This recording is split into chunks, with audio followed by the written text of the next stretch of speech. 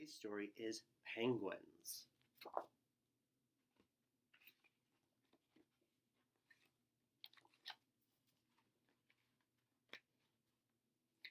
Penguins are champion swimmers and divers, but they are not fish and they are not aquatic mammals such as dolphins. Penguins are birds because they have feathers and only birds have feathers.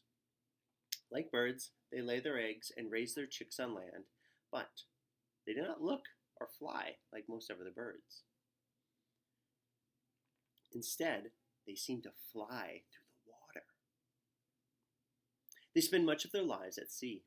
All penguins live in the southern hemisphere, from the frozen Antarctic to the warmer waters of the Galapagos Islands near the equator. Penguins are defenseless, so they usually live in out-of-the-way places, safe from most enemies. Since penguins are very social, their nesting areas are called rookeries, and they may contain thousands of pairs of these birds crowded up against one another, such as these king penguins. Even at sea, penguins usually swim and feed in groups. The penguin colonies on the Antarctic are huge, containing 20 million or more.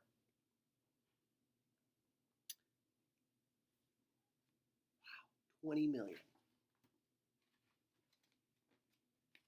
Now, penguins have big heads and short, thick necks. Some penguins have crests and different colored heads and bills. Black, blue, or gray feathers usually cover the upper parts of their bodies. Their legs are set low on their bodies, and they waddle from side to side as they walk. If people waddled like penguins, they would fall over easily. But penguins rarely seem to trip or fall down. The 17 penguin species live in many different places, but all penguins feed at sea, like this emperor penguin. Some dive as deep as 1,500 feet underwater. Their main meals are small fish or squid. The Antarctic penguins also feed on krill. A penguin's tongue and throat have stiff, backwards-facing barbs that help slippery food and keep it from sliding out and getting away from them. When a penguin swallows food underwater, it also ingests salt water. Special glands drain the salt water into the penguin's nose. The salt water runs off of its nose when the penguin comes back to the surface.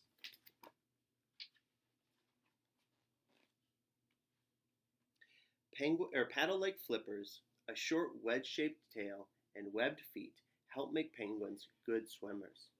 Some penguins spend 3/4 of their lives in the water, occasionally for months at a time, without coming back to land. Penguins have a streamlined body shaped in the water. The mid-size penguin can slice through water like an arrow cutting through the air. The penguin launches his head into his shoulders and presses its feet close to its body against its tail to help it steer. When it's in the water, the motion of a penguin's flippers resemble the wing movements of birds in flight. Their heavy, solid bones help the penguins stay underwater and keep them from bobbing up to the surface.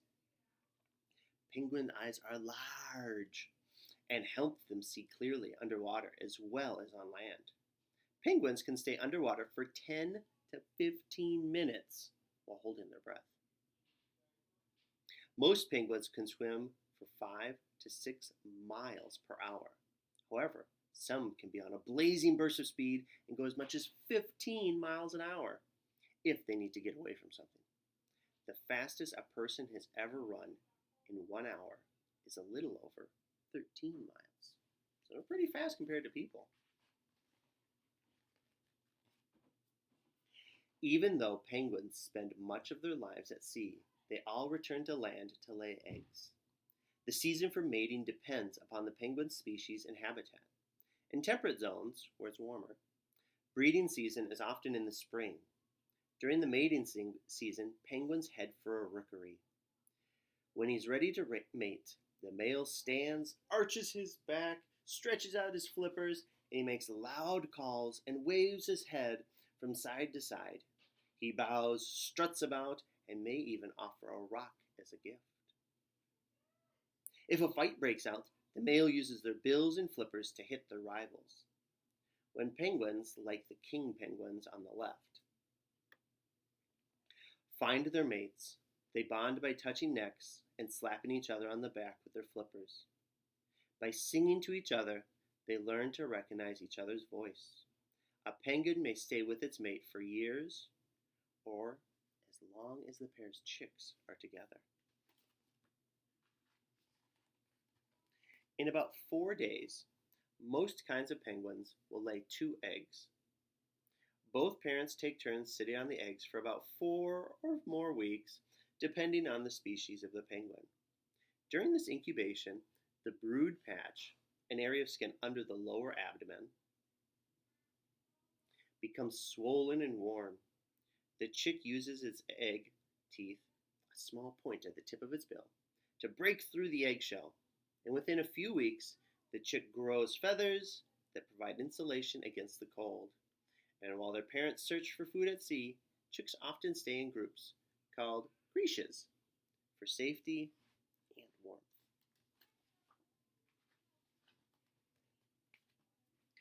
Chicks beg for food from any passing adult, or other chicks even. So adults identify their own chicks, like the king penguin chicks, by recognizing their distinctive calls. When a chick pecks around a parent's bill, the parent feeds it partially digested food from the parent's stomach. When chicks are ready to leave the nest, they shed their first feathers and develop waterproof feathers. Now they are fledglings, and before long they will make their first journey to the sea to build up their body fat.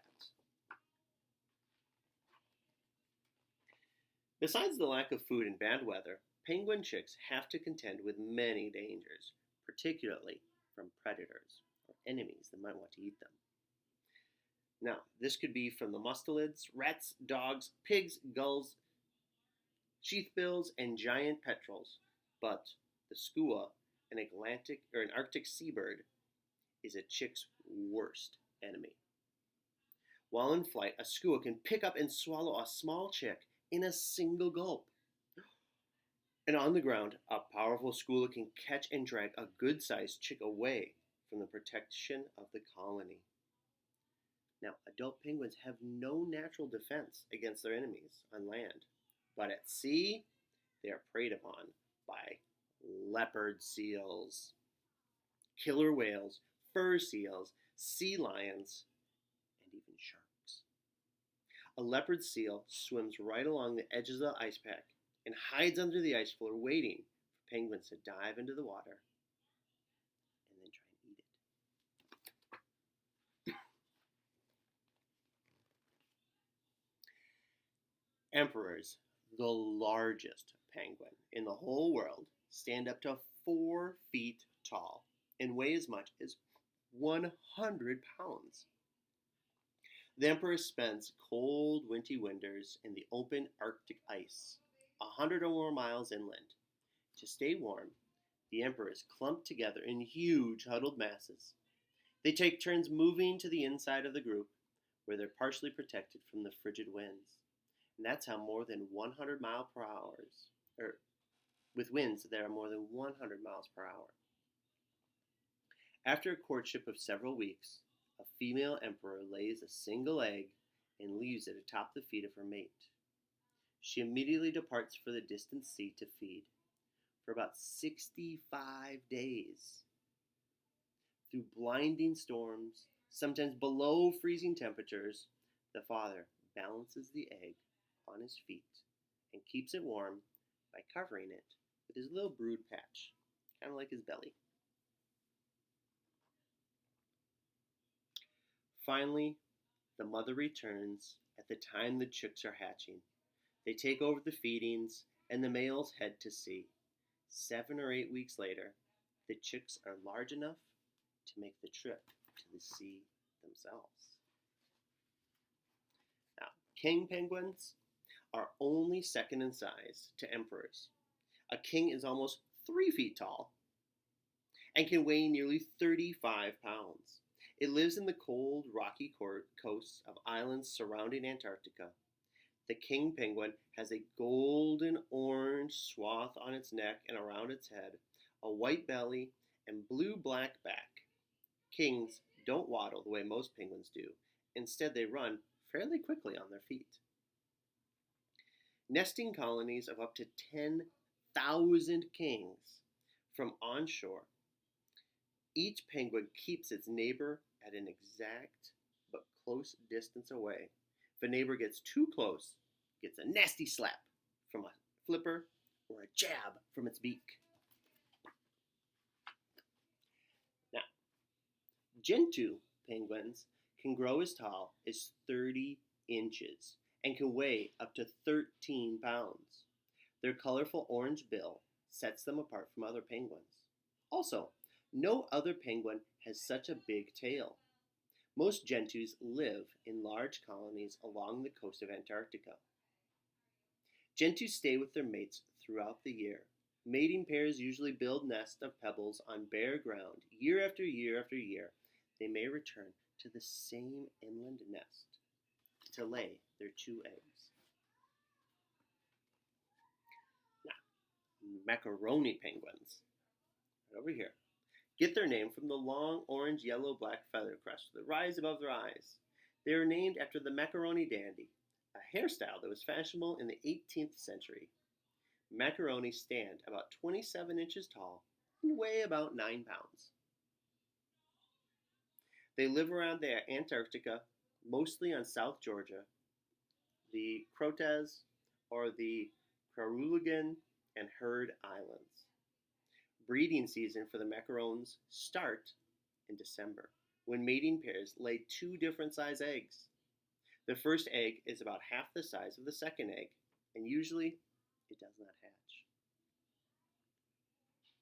Rockhoppers, the smallest of the Antarctic penguins, are slightly taller than 20 inches and weigh only 5.5 pounds.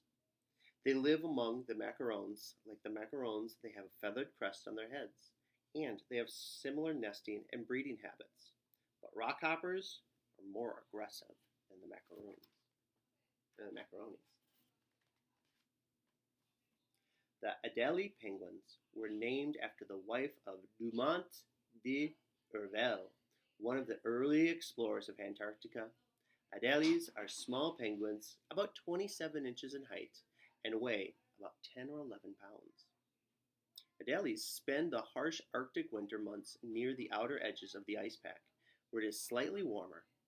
They often stay in the area resting in groups on pack ice and the icebergs as the summer sea. Resting in groups. As summer approaches, they breed on the coast or on the barren island beaches.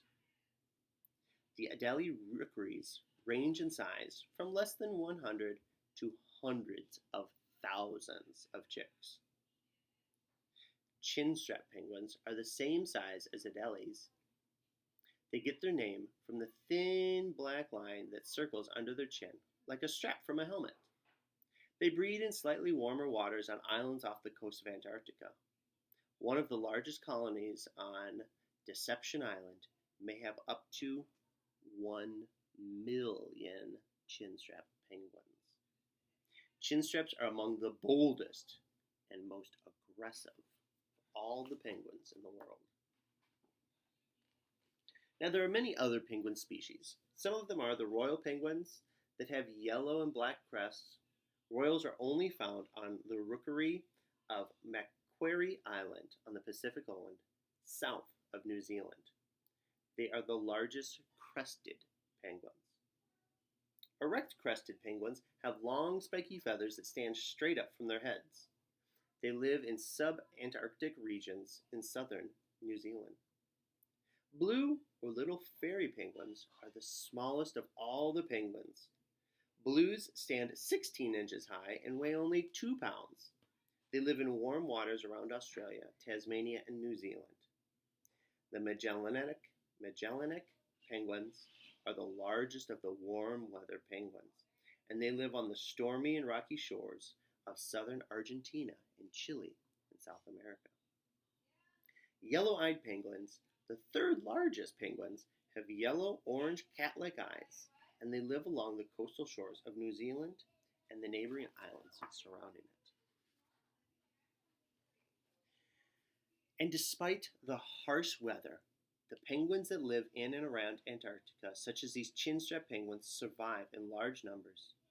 But penguins that live in climates that are more temperate are not as fortunate. Some kinds are in danger of becoming extinct and disappearing completely from Earth. There are only a few thousand Galapagos penguins left because weather and ocean changes known as El Nino have depleted the number of fish that they eat. South of Australia, only a few thousand Fiordland penguins remain due to the lack of fish. The development of coasts, overfishing, and pollution have also affected the penguin populations. Pollution in ocean waters reduces their ability to lay eggs. And then when those eggs do get laid, sometimes they're not successful from the pollution in the water that they're drinking and living in. Some researchers estimate that 10,000 penguins are killed each year just from oil spills. Along the Australian and New Zealand coast, cats, dogs, and other animals feed on penguin chicks. Each penguin species struggles in a different way to survive, and by learning more about penguins, we can begin to understand how to help them and other endangered sea animals to survive in our challenging and changing world. Thank you for listening. Enjoy the book.